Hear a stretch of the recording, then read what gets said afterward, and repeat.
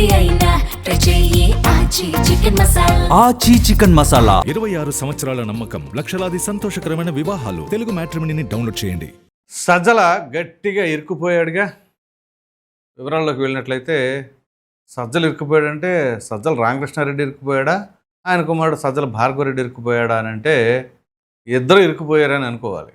ఇందులో ప్రధానంగా ఏంటి అంటే సజ్జల భార్గవరెడ్డి ఆయన ఏదైతే వైసీపీ సోషల్ మీడియా వింగ్కు సంబంధించి అప్పట్లో ఆయనే కదా అన్ని పోస్టులు పెడతాం కానీ ఇదన్నీ.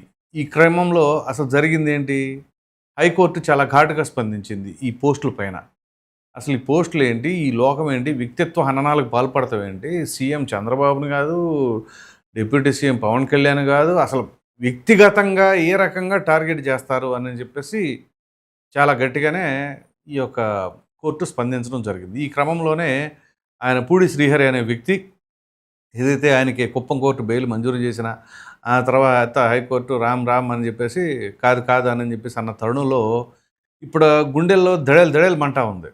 ఇందులో ప్రధానంగా ఏంటి అంటే సజ్జల భార్గవరెడ్డి ఆయన వైసీపీ సోషల్ మీడియా ఇన్ఛార్జిగా ఉన్న సమయంలో ఆయన పెట్టిన పోస్టులు ఇవన్నీ. వీటికి తగినట్టుగా ఇప్పుడు సజ్జల రామకృష్ణారెడ్డి ఈయన పరిస్థితి ఏంటి అంటే అసలు సజ్జల భార్గవరెడ్డి ఎవరు అని అంటే సజ్జల రామకృష్ణారెడ్డి తన కుమారుని ఎంటర్ చేసేంత వరకు ఆ వ్యక్తి ఎవరు, అసలు వైసీపీకి ఆయనకి ఎటువంటి సంబంధం ఉందో తెలియదు. అసలు సజ్జల రామకృష్ణారెడ్డి ఎవరు అని అంటే 2019లో వైసీపీ అధికారంలోకి వచ్చేంత వరకు ఏ ఒక్కరికి తెలియదు. కానీ జగన్మోహన్ రెడ్డి సీఎం అయిన తర్వాత అప్పటి వరకు పార్టీని అంటిపెట్టుకొని జగన్మోహన్ రెడ్డి గారికి తోడుగా వెన్నంటి నడిచినటువంటి వాళ్ళకంటే కూడా సజ్జల రామకృష్ణారెడ్డే ఎక్కువ అనే తరహాలో ఆయనకు ముఖ్యమంత్రి పీఠం ఎప్పుడైతే ఆయనకు దక్కిందో అక్కడ నుంచి సజ్జల రామకృష్ణారెడ్డి హవా మామూలుగా కాదు. ఇక ఏ విషయమైనా ఎవరు కలవాలి అన్నా, ఏం చేయాలి అన్నా, ప్రభుత్వ నిర్ణయాలన్నా, అఫ్కోర్స్ ప్రభుత్వ సలహాదారుడు పోస్టుకి ఆయన చేసిన పనులకి ఏమాత్రం సంబంధం లేదు. ఇవన్నీ ఒకెత్తు. ఒక మంత్రి గారైనా, ఒక ఎమ్మెల్యే అయినా, ఒక ఎంపీ అయినా ఎవరైనా జగన్మోహన్ రెడ్డిని కలవాలంటే సజ్జల రామకృష్ణారెడ్డి ముందు ఓకే అని అక్కడ ఆయన అవకాశం ఇస్తేనే జరుగుతుంది అని చెప్పేసి చాలామంది ఆరోపణలు చేశారు. ఆ తర్వాత ఈ క్రమంలో ఇదంతా ఒకెత్తు. అంటే ఒక వెలిగాడు అనమాట సజ్జల రామకృష్ణారెడ్డి ఏది వైసీపీ అధికారంలో ఉండగా. ఇక జగన్మోహన్ రెడ్డి కంటే కూడా ఈయన ఏ విషయం ఉన్నా సరే మాట్లాడటం కానీ, మీడియా ముందుకు రావటం కానీ, అంతెందుకు సిపిఎస్ రద్దు విషయాల్లో కానీ, అలాగే టీచర్లకు సంబంధించిన సమస్యలపైన కానీ అన్నీ ఆయనేగా. అది ఎడ్యుకేషన్ మినిస్టరా, ట్రాన్స్పోర్ట్ మినిస్టరా, ఏ మినిస్టర్ అయినా ఈయన మాట్లాడుతామే. అటువంటి పరిస్థితి వచ్చింది. మరి ఈ క్రమంలో ఇదే సజ్జల రామకృష్ణారెడ్డి పరిస్థితి ఇప్పుడు ఏంటి అని కనుక మనం చూస్తే, ఇటీవల చూసాం కదా ఈ మావిగన్కి సంబంధించిన ఎపిసోడ్లో టెలికాన్ఫరెన్స్లో ఉమ్మడి కృష్ణా గుంటూరు జిల్లాలకు సంబంధించిన మాజీ మంత్రులు కూడా రివర్స్ అయిపోయారు. అసలు ఏంటి, ఏం చేస్తున్నారు మీరు, ఎవరికి చెప్పి చేశారు, ఈ మావిగన్ ఏంటి, ఈ గోల్ ఏంటి అని అంటే, నాకేం తెలుసు, మీరు గట్టిగా ఈ విషయాన్ని ప్రజల్లోకి తీసుకెళ్ళాలి, అది నాయకుడు చెప్పింది అని చెప్పేసి అంటే, లేదు మాకు మీటింగ్ ఏర్పాటు చేయాలని చెప్పేసి జగన్మోహన్ రెడ్డి గారితో అంటే ఆయన అక్కడ మీటింగ్ ఏర్పాటు చేసే పరిస్థితి లేదట. పైగా ఇదంతా కాదు, ఆయన ఏం చెప్పమంటే అదే చెప్పాను మీకు, అంతేగాని అని చెప్పేసి అని ఆయన సైన్ ఆఫ్ అయ్యారంట. అటువంటి పరిస్థితి వచ్చింది. ఎక్కడ సజ్జల రామకృష్ణారెడ్డి, ఎక్కడికి వెళ్ళాడు, ఎక్కడి నుంచి మరలా ఏ స్టేజ్కి వచ్చారు, పైగా ఇక జగన్మోహన్ రెడ్డి గారిని కలవటానికి అసలు ఆయనకే అపాయింట్మెంట్ దొరకని పరిస్థితికి వచ్చేసిందట. ఇటువంటి పరిస్థితి. సో ఇప్పుడు సజ్జల రామకృష్ణారెడ్డి ఆ రకంగా ఎందుకు ఉంది ఇప్పుడు పార్టీలో, ఒక విధంగా చెప్పాలంటే ఆయన ఉంటేనే మేము మా వల్ల కాదు అని చెప్పేసి చాలామంది కూడా ఆయన ముందు కాకపోయినా తర్వాత పెదవి విరిచారంట. లేదు మీకు ఇష్టం ఉన్నా లేకపోయినా సజ్జల రామకృష్ణారెడ్డి ఇక్కడ ఈ పాలిట్ బ్యూరోకి సంబంధించినది కావచ్చు ఏదైనా సరే అని చెప్పి జగన్మోహన్ రెడ్డి ఏమో తెగేసి చెప్పిన తర్వాత ఇప్పుడు జరుగుతున్న పరిణామాలు చూస్తుంటేనేమో తీవ్రమైన డ్యామేజ్ అవుతుంది అని చెప్పి పరిస్థితి. సో ప్రక్కన కుమారుడు చూస్తే అక్కడ ఈ సోషల్ మీడియాలో పెట్టిన పోస్టుల వల్ల ఆయన పరిస్థితి అలా ఉంది. సో ఇప్పుడు ఏం చేయాలి, ఇక ప్రస్తుతం అందుతున్న సమాచారం మేరకు ఈయన కూటమి నాయకులకి కొంచెం దగ్గరగా ఉండాలి, అది ఇది అని చెప్పి. సరే కూటమి నాయకులు అంటే ఎవరు, ఇప్పుడు టీడీపీ వాళ్ళ దగ్గరికి వెళ్తారా, టీడీపీ వాళ్ళ దగ్గర రానిరు అంటే జాయిన్ అవ్వడం అని కాదండి, వేరే రకంగా కాదు, ఏదైనా మంతనాలు జరిపి తన కుమారుడిని సేఫ్గా చేసుకోవడం కోసం. సో జనసేన వాళ్ళు అంటారా, వాళ్ళు ససేమర కుదరదు. ఇంక ఏదైనా ఉంటే వైసీపీకి కాస్తో కోస్తో యాక్సెస్ ఉండాలి అంటే బీజేపీ నాయకులే. ఇటీవల కూడా కొన్ని స్పెక్యులేషన్స్ వచ్చినాయి.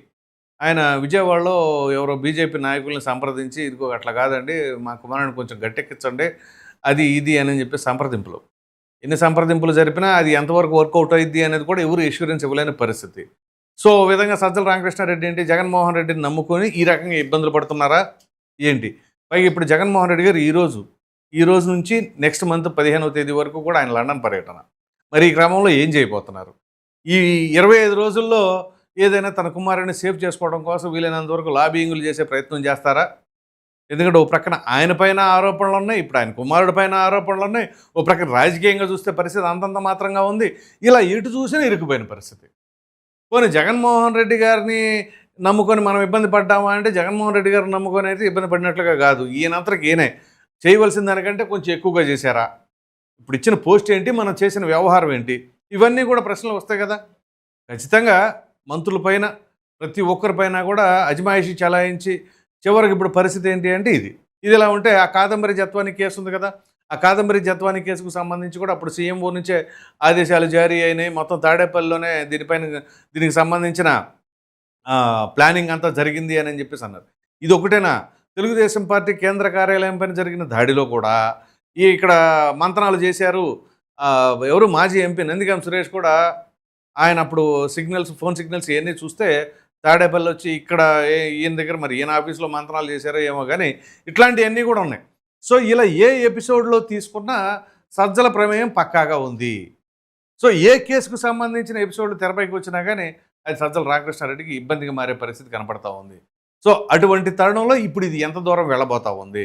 ఓ ప్రక్కన కుమారుని కాపాడుకోవాలా, ఓ ప్రక్కన తను తాను కాపాడుకోవాలా, మరలా పార్టీలో ఉనికిపోకుండా చూడాలా, జగన్మోహన్ రెడ్డి గారితో దూరం జరగకుండా ఉండాలా. వీటన్నిటికి తోడు ఆ శ్రీహరి అనే వ్యక్తి. ఈ శ్రీహరి అనే వ్యక్తి ఎవరు?